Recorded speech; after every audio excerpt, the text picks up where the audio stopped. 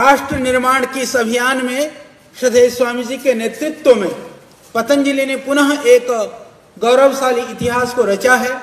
उस इतिहास को रचने में ये सही बात है कि इतिहास बनता है तब बोध कम होता है, जब समय निकल जाता है तो चर्चाएं ज्यादा होती हैं।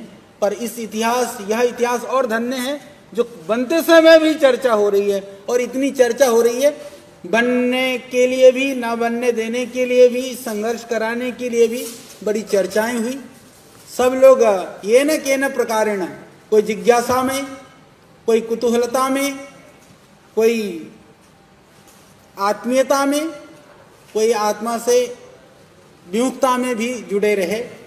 तो ये एक सुंदर अनुष्ठान 147 वर्ष में किसी सन्यासी के द्वारा पहली बार यहाँ पर इस घंटे को लिस्टिंग के द्वारा बजाया गया है। इससे हम हमेशा कहते हैं कि जो संत के पास साधन होगा वह सृजन में लगेगा, सेवा में लगेगा, राष्ट्र निर्माण में लगेगा, जीवन के लोगों के जीवन को उन्नत और समृद्धशाली बनाने में लगेगा। उसका उदाहरण पतंजलि है, पतंजलि रहेगा, इसमें किसी को भी तनिक भी संशय नहीं होना चाहिए। और समृद्धि सिर्फ अपने लिए नहीं हो, समृद्धि अपने साथ जोड़ करके सभी लोगों के लिए हो। तो इसका अभियान यह पतंजलि है। और इसीलिए चाहे हमारे जितने भी हमारे बैंकर्स, बैंक के जुड़े हुए भाई लोग हैं, चाहे दूसरे सहयोगी हैं, हम सबको एक आत्मभाव से ही देखते हैं। आप हमारे सब अभिन्न हैं, हम सब एक हैं, एक ही लक्ष्य के लिए हैं। बाकी तो व्यवस्था का पार्ट है, बाकी सब व्यवस्था का पार्ट है। घर में भी परिवार तो एक होता है पर सबका काम अलग होता है। बच्चे पढ़ने से लेकर के, बड़े काम करने से लेकर के, बुजुर्ग घर में संभालने तक की व्यवस्थाओं को देखते हैं। उसी तरह से यह सुंदर फुलवाड़ी है। इसके अंदर जो मैनेजमेंट की दृष्टि से, जो प्रोफेशनलिज्म की दृष्टि से जहाँ जिसकी ज़रूरत है, मैं इतना ही कह सकता हूँ कि आज पतंजलि और रुचि स्वया हम उस लेवल पर खड़े हैं जहां प्रोफेशनल मैनेजमेंट का भी एक उदाहरण बनेगा। और आज भी बहुत सारी संस्थानों में हमारे मैनेजमेंट को, हमारी संस्थान के ग्रोथ को पढ़ाया जाता है। और आगे आने वाले समय में आप देखेंगे, मैं इतना ही कह सकता हूं कि दुनिया में इसको भी पढ़ाया जाएगा कि मैनेजमेंट कैसा होना चाहिए। उसके उदाहरण है पतंजलि। जब शुरू में श्रद्धेय स्वामी जी ने जब पतंजलि आयुर्वेद को हमने बढ़ाना शुरू किया, लोगों ने कहा कि ये ब्रांडिंग और प्रमोशन ये अकेले से नहीं होता, और स्वामी जी से तो बनेगा भी नहीं। स्वामी जी का साबुन से क्या लेना देना, क्रीम पाउडर से क्या लेना देना, उसके लिए तो आप जानते हैं कि किस तरह से लोगों को अरबों खरबों रुपया देते हैं।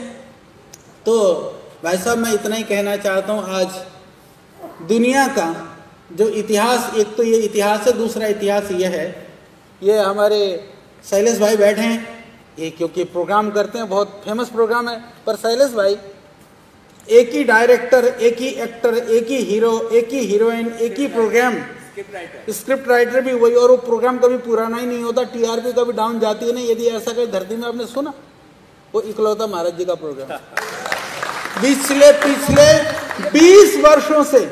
हाँ, ये चश्मा सीधा पहनते, उल्टा चश्मा इनका भी है नहीं, इनका चश्मा में तो टीम है ना, कम से कम अकेले में महाराज जी का टीम है, शैलेश भाई का। हम इसका श्रेय तो दे सकते हैं कि ऐसी टीम शैलेश भाई ने बनाई। उस टीम के तहत वो प्रोग्राम भी अभी तक चल ही रहा है, वो चलता रहेगा। दादाओं से लेकर के पोते तक देखते हैं तो पोते तक चलेगा। तो यह एक उदाहरण है किसी की प्रामाणिकता के लिए। एक दिन में न तो प्रामाणिकता बनती है, न एक दिन में कहीं प्रामाणिकता डिगती है। एक परंपरा है, एक निरंतरता है। तो उस विश्वास को पतंजलि ने कायम रखा है, और पतंजलि से बेहतर मुझको लगता है इस देश में पतंजलि अग्रणी भूमिका निभाएगा। तो आप सबका सहयोग, पुरुषार्थ, सबके लिए मैं अभिनंदन करता हूँ, वंदन करता हूँ। विशेष कर करके श्रद्धेय स्वामी जी के अथक, अनवरत, अहर्निश अखंड प्रचंड उस पुरुषार्थ को कोई कर सकता नहीं। मैं कहता हूं करना तो बहुत दूर की बात है, महसूस करना भी बहुत कठिन है भाई। महसूस करने के लिए भी कुछ तो करना पड़ेगा। तो हम लोगों ने भी कुछ कुछ करते हुए महसूस किया है।